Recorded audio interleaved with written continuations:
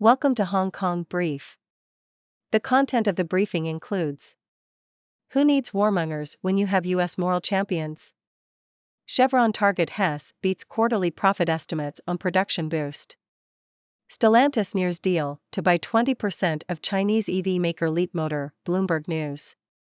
Chinese gangsters accused of laundering $228 million through business spruiked by ex-minister. NBA welcome in China, Yao Ming says, and basketball star adds Peng Shuai update. Who needs warmongers when you have U.S. moral champions? SCMP opinion. California Governor Gavin Newsom recently visited Hong Kong to promote climate cooperation between the San Francisco Bay Area and southern China. Despite rising tensions between the U.S. and China, Newsom's trip focused solely on climate and avoided other sensitive political or economic issues. However, he faced criticism from both Democrats and Republicans, who argued that he should address human rights concerns in Hong Kong. The author of the article argues that finding common ground between the world's top two polluters on climate change should be encouraged, rather than politicized.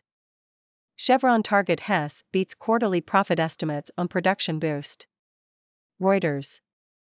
Oil and gas producer Hess Corp has reported better than expected third-quarter profits, beating Wall Street estimates. The company reported a net income, excluding items, of $1.64 per share for the quarter, compared to analysts' average estimate of $1.15. Revenue also beat expectations at $2.84 billion.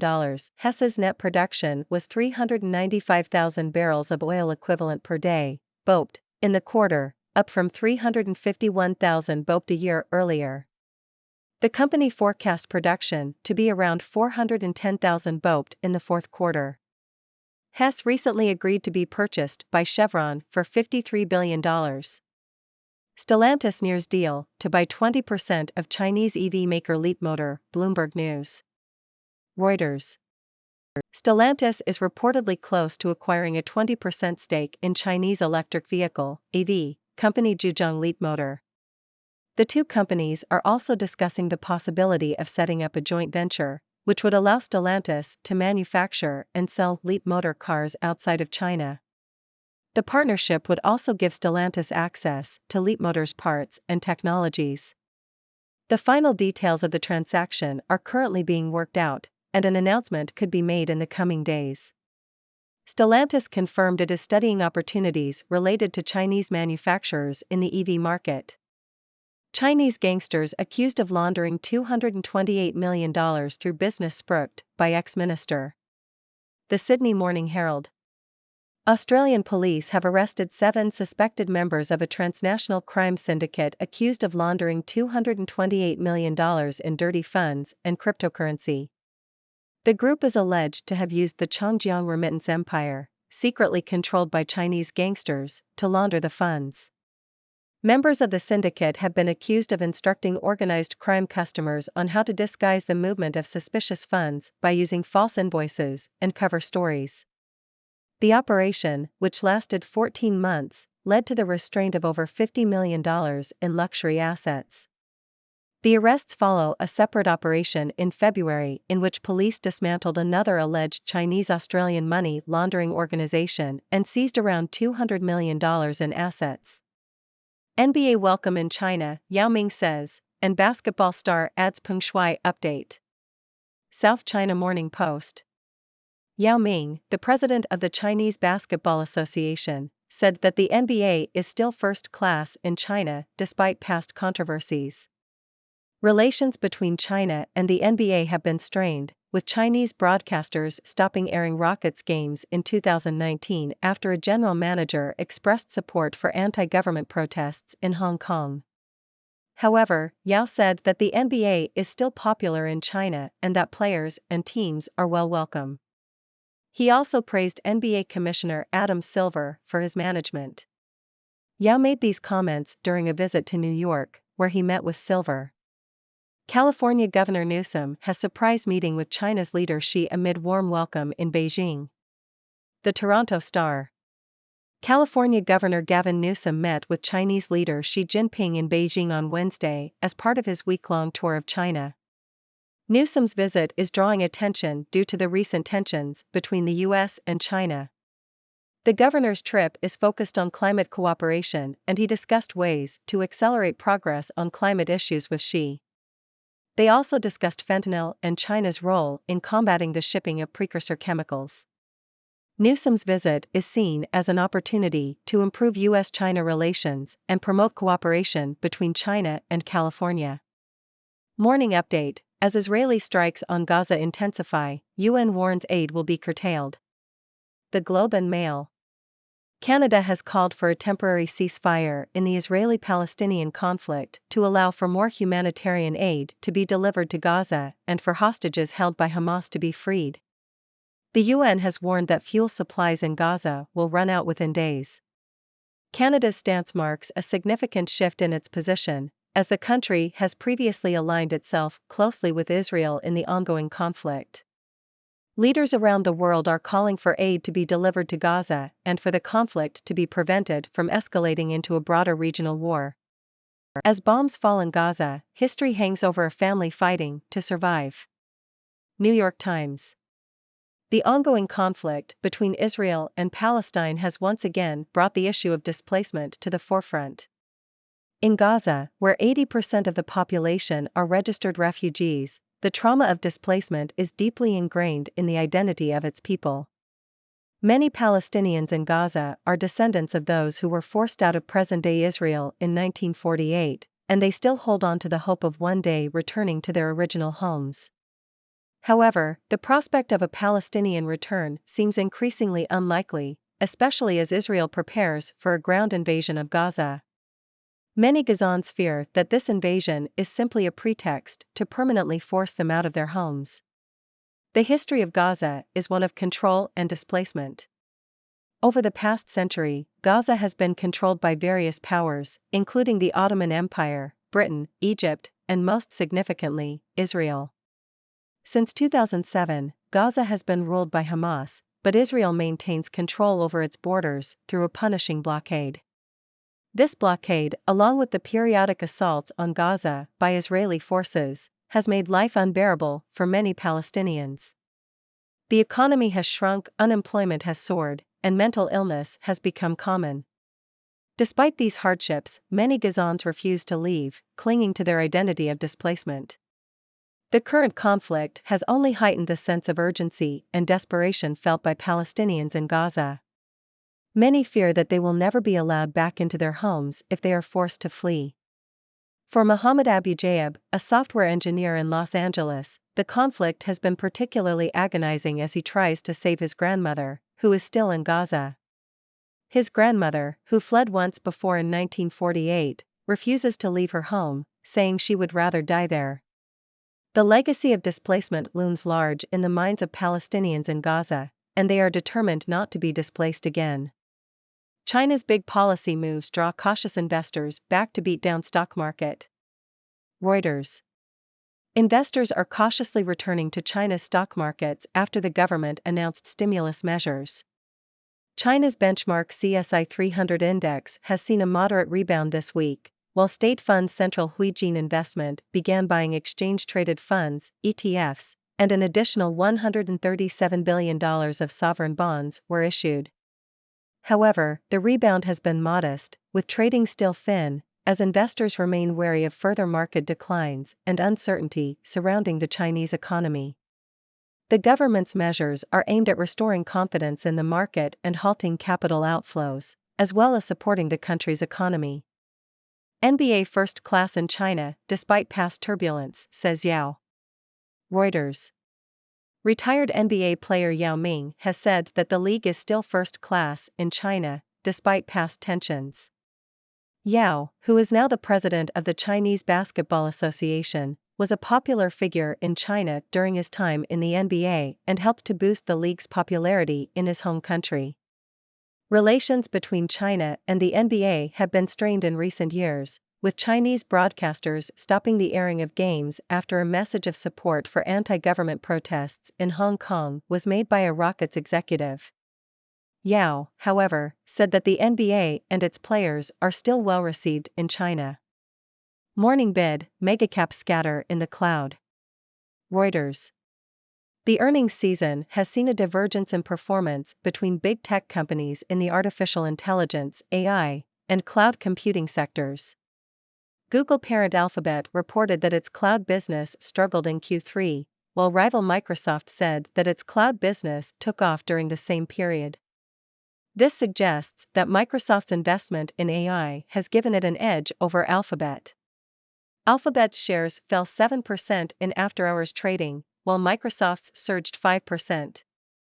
Tiffany Thiessen fed me fried chicken, cheesy enchiladas, beef jerky, and a Michelin-tasting menu. We had leftovers. Yahoo!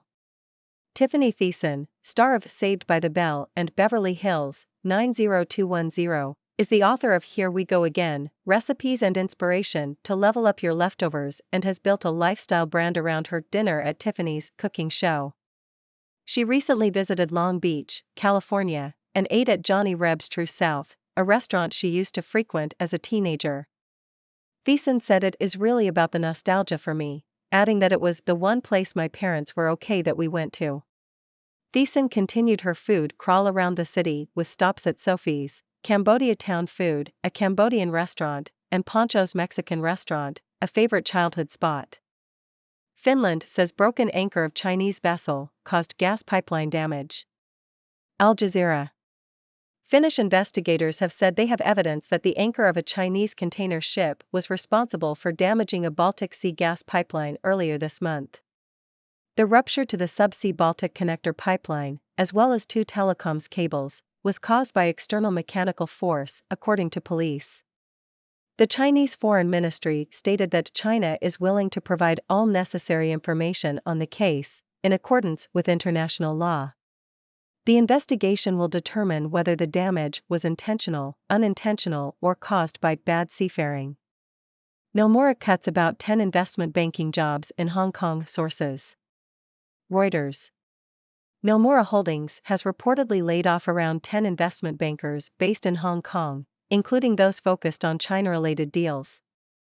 The job cuts were announced this week and affected bankers at various levels, from junior to top-ranking positions.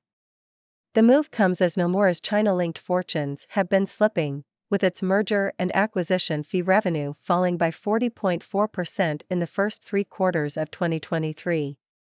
Other major banks, including Goldman Sachs, Bank of America, Citigroup, and UBS, have also conducted layoffs in their Asia investment banking units this year due to slowing deal-making activities and regulatory crackdowns in China. Xi's energy policies trickle down to oil major amid cost concerns. Nikkei Asia. Chinese oil company CNOOC has said it will make record capital expenditures this year as President Xi Jinping calls for improvements to the nation's energy security. The move is seen as evidence that government policy is trickling down to corporate decision-making. However, investors are concerned about the cost and whether the spending will be justified. CNOOC is the core-listed unit of state-owned China National Offshore Oil, one of China's 3 big state oil conglomerates.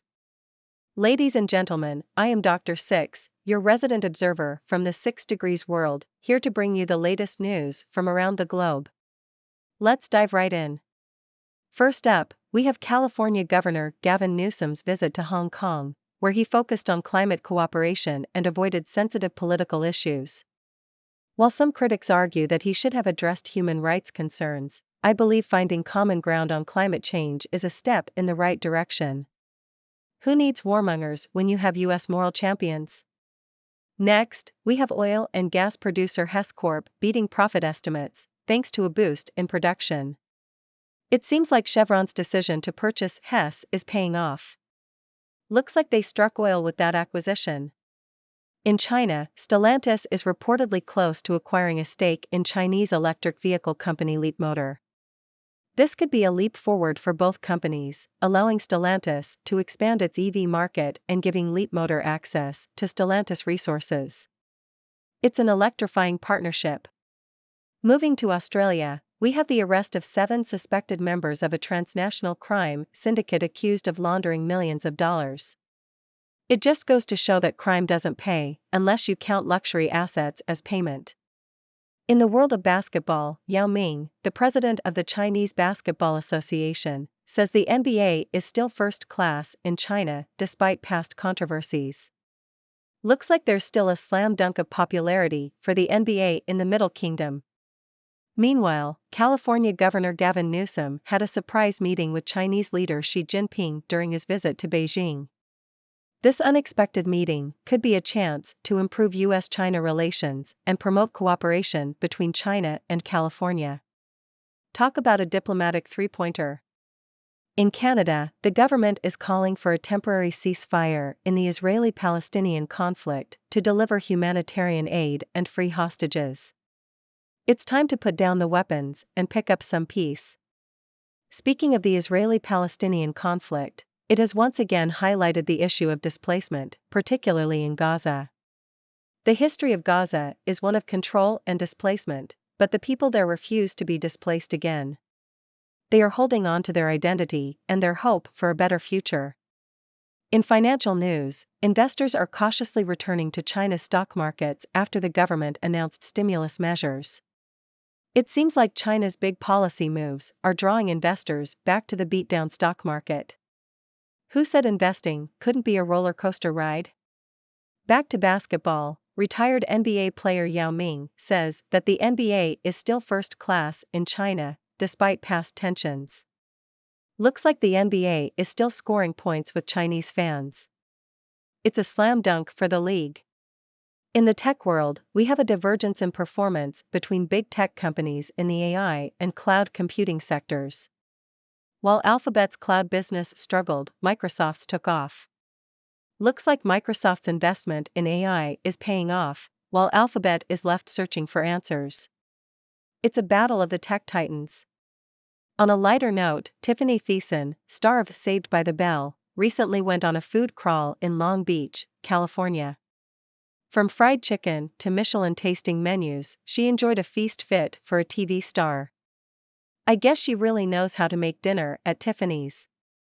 In other news, Finnish investigators have evidence that the anchor of a Chinese container ship caused damage to a gas pipeline. It seems like someone dropped the anchor on this one. Let's hope they can untangle this mess. Nomura Holdings has reportedly laid off investment bankers in Hong Kong, as their China-related deals have been slipping. Looks like they're trimming the fat to stay afloat. It's a tough market out there. Lastly, Chinese oil company CNOOC is making record capital expenditures as President Xi Jinping calls for improvements to the nation's energy security.